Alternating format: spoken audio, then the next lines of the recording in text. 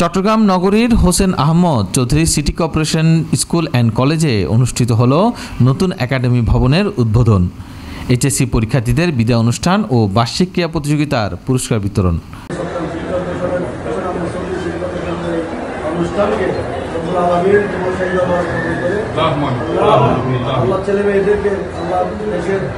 অনুষ্ঠানে সভাপতিত্ব করেন চট্টগ্রাম সিটি কর্পোরেশনের প্রধান নির্বাহী কর্মকর্তা শেখ মোহাম্মদ তৌহিদুল ইসলাম।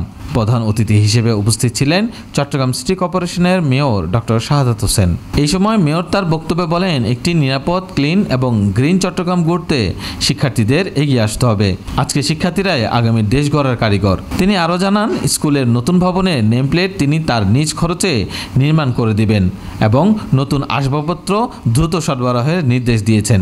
সামাজিক যোগাযোগ মাধ্যমের প্রসঙ্গে তিনি বলেন, সোশ্যাল মিডিয়ায় অনেক কিছু শেখার আছে, তবে খারাপ দিকগুলো বর্জন করতে হবে। খেলার মাঠ নিয়ে মেয়র বলেন, টার্ফে গিয়ে শিশুদের টাকা দিয়ে খেলতে হবে না। নগরীর 41টি ওয়ার্ডে খেলার মাঠ তৈরি করে দিবেন বলে ঘোষণা দেন। পরিবেশ সচেতনতার বিষয়ে তিনি বলেন, আমরা ময়লা বাইরে ফেলবো না, ফেলবো ডাস্টবিনে। এই শহর আমার একার নয়, আমাদের সকলের শহর। অনুষ্ঠানে শিক্ষার্থী, শিক্ষক, অভিভাবক সহ স্থানীয় গণ্যমান্য ব্যক্তিরা উপস্থিত ছিলেন।